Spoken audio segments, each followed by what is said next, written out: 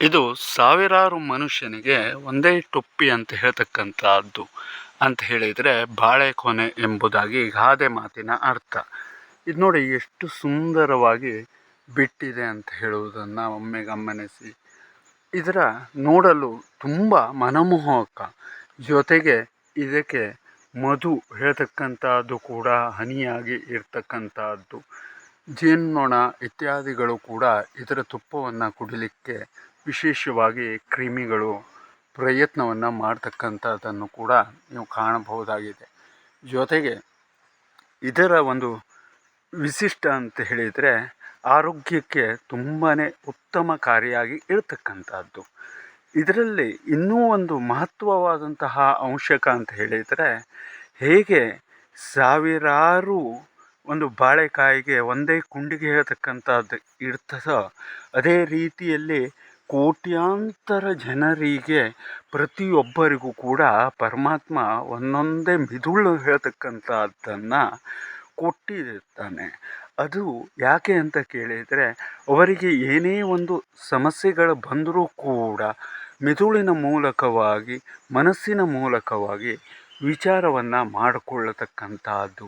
ಜೊತೆಗೆ ಆರೋಗ್ಯಕ್ಕೆ ಬೇಕಾಗತಕ್ಕಂತಹ immunity power ಆಗಿರ್ಬೋದು, ಹಾಗೆ ಕ್ರಿಮಿಗಳನ್ನು ಓಡಿಸ್ತಕ್ಕಂಥ ಶಕ್ತಿಗಳಾಗಿರ್ಬೋದು, ಎಲ್ಲವನ್ನು ಕೂಡ ಆತನ ಕೈಗೆ ಪರಮಾತ್ಮ ಕೊಟ್ಟಿರ್ತಾನೆ. ಆದರೂ ಕೂಡ ನಾವು ಹೇಳ್ತಕ್ಕಂಥದ್ದು ಪರಮಾತ್ಮ ತನಗೇನೂ ಮಾಡಿಲ್ಲ ಎನ್ನುವುದಾಗಿ ಆ ವಿವೇಚನೆಯನ್ನು ಇಟ್ಟುಕೊಂಡು ನಮಗೆ ಇರ್ತಕ್ಕಂತಹ ಜ್ಞಾನದ ಮೂಲಕ, ಮನಸ್ಸಿನ ಮೂಲಕ, ಮೆದುಳಿನ ಮೂಲಕ ಯಾವುದು ಸರಿ ಯಾವುದು ತಪ್ಪು ಹೇಳ್ತಕ್ಕಂತಹ ನಿರ್ಧಾರವನ್ನು ತೆಗೆದುಕೊಳ್ಳಬೇಕಾದಂಥದ್ದು ನಿಮ್ಮೆಲ್ಲರ ಹೊಣೆಯೂ ಕೂಡ ಆಗಿರ್ತದೆ.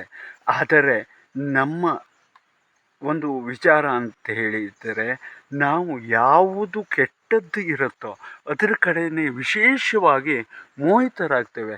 ಅದೇ ಒಂದು ಸುಂದರವಾದಂತಹದ್ದು ಮತ್ತು ಉತ್ತಮವಾಗಿರ್ತಕ್ಕಂಥದ್ದು ಮತ್ತು ನೈಸರ್ಗಿಕವಾಗಿರ್ತಕ್ಕಂಥದ್ರ ಕಡೆಗೆ ವಿಶೇಷವಾಗಿ ಒತ್ತನ್ನು ಕೊಡದೆ ನಾವು ನಮ್ಮನ್ನು ಹಾಳು ಮಾಡ್ಕೊಳ್ತಾ ಇರ್ತಕ್ಕಂಥದ್ದು. ಆ ನಿಟ್ಟಿನಲ್ಲಿ ನಾವು ಇಂದಿನಿಂದಾಗಿ ಪ್ರಯತ್ನ ಹೇಳ್ತಕ್ಕಂಥದ್ದನ್ನು ಪಡೋಣ.